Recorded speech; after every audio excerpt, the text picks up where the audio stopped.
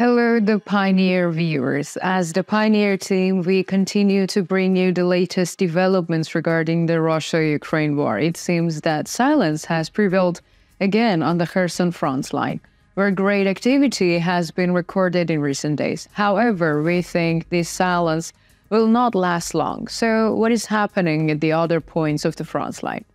As you know, Zaporizhia front line has been attracting attention since first day of the counteroffensive operations launched by the Ukrainian army. The mobility in the region has not stopped even for a moment. Still, the clashes between the two army units are concentrated on the Zaporizhia front line. As you know, the Robotyne sector is quite remarkable in this region. In addition, activity has started on the Bakhmut front line. So, what is the latest situation? Let's take a look at the latest developments together. Do not forget to subscribe to our channel and turn on notifications so as not to miss the daily map reports and agenda reports prepared by the Pioneer team. You can also support me and my team, which makes a great effort to prepare these contents by using the super thanks button. Let's start if you're ready. The Pioneer reports. Let's start today by looking at the latest developments in the Robotyne sector of the Zaporizhia front line. First, let's see the Robotyne area on the map. According to the latest reports, the Ukrainian army continues its offensive in the Robotyne area. We think that especially the directions of Kopani and Verbov should be followed carefully. The Kopani region is critical for the Ukrainian army to expand its control area in the west. In addition, if the Ukrainian army continues to advance in this region, the Tokmak region, which is vital for the supplies of the Russian army, will also fall under the control of the Ukrainian troops. This situation will negatively affect the Russian army on the entire front line.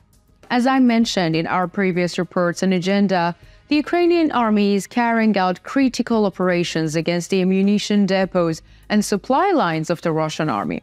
This paves the way for the Ukrainian army's attacks to be more effective. If there is a critical change in the Tokmak region, the advances of the Ukrainian army will gain more momentum. In order to ensure the eastern flank, Ukrainian troops must advance in the direction of Verbov. According to the latest reports, the Ukrainian army is conducting attacks in the direction of Verbov. The focus of the attacks here is based on the Ukrainian troops surrounding the Russian troops in the Verbov. According to the latest reports, no progress has been made during these attacks. However, the attacks in the region continue. Soon we may see reports that the Ukrainian army is expanding its area of control. Let's talk about the active of artillery units in the region. According to the latest reports, Russian artillery units targeted Ukrainian positions in Pyatykhatki, Malaya, Sherebyanka, Novodonryaka, Orekhov, and Novodanilovka, Malaya Tokmakcha, and Bilhorod. In turn, Ukrainian artillery units targeted Russian armed forces positions in Nestryanka, Kopani, Salatka Balka, Ichenko, Novoprokopivka, Verbov, Novopokrovka, and Novofedoryovka. Now we continue by analyzing the latest developments in the Wuhldar sector of the Zaporizhia front line.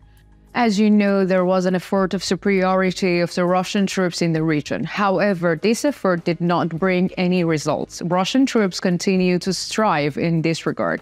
However, according to the latest reports, there is still no encouraging situation for the Russian troops.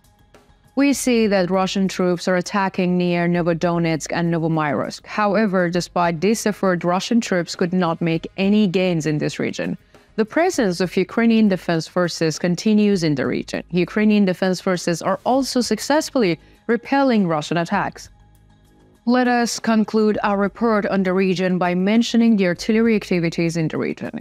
According to the latest reports, Russian artillery units hit Ukrainian positions in Belogodatny, Yorkhain, Zolotoy, Niva, Prechestikovka, Wuhldar, and Vodyany with long-range artillery. Ukrainian artillery hit Russian positions in Priodny, Zavidny-Bazhania, Estermelinivka, Novodonetsk, Novomyrosk, and Pavlovka. Let us now continue by analyzing the latest developments on the Donetsk front line. We have already mentioned it in our current reports. Russian troops are making intensive efforts to capture Ukrainian positions in the Avdiivka area. As we mentioned in our agenda report, the mobility in the region is quite high. In fact, Russian forces are making many mistakes due to this mobility. Due to these mistakes, Russian soldiers are harming each other. Since this is the subject of our agenda report, we will continue by examining the latest developments on the front line. According to information from local sources, Russian troops launched attacks in Novomikhailovka, Marinka, and Nevelsky region. Only in the Nevelsky area did the Russian troops make limited gains, but at what costs? Russian troops suffered a large number of casualties during the offensive in the region. Not only soldiers, at the same time, many Russian armored vehicles were destroyed in the region.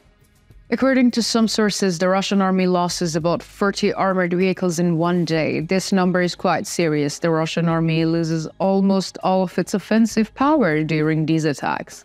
On the other hand, with the support of artillery and aircraft, Russian troops also attempt to attack near Severnoi on the southern approaches to Avdiivka, near Stepnoy and Novokalinov. However, in these attacks, the Russian army did not achieve the gains it's expected. There are gains, however, these gains are quite small compared to the losses. Let's also mention the artillery activities in the region. According to the latest reports, artillery units of the Russian armed forces targeted Ukrainian positions in the Tonenkoy, Orlovka, and New York. Ukrainian artillery responded by striking Russian positions in Staromikhailivka, Donetsk, Opitnoy, and the village of Krasnogorovka. Let's continue with the Bakhmut front line. We have already mentioned that the Bakhmut front line is calm. That is, it has not even been a day since we gave this information. However, the front line started to move again. According to the latest reports, Russian troops moved again south of Bakhmut city center and tried to capture the Klishchivka and Andreevka, which are under the control of the Ukrainian troops. There was a Russian artillery attack on the Andreevka area. The Russian infantry mobilized after the artillery attack, but failed to make any gains. Ukrainian defense forces remain in the area.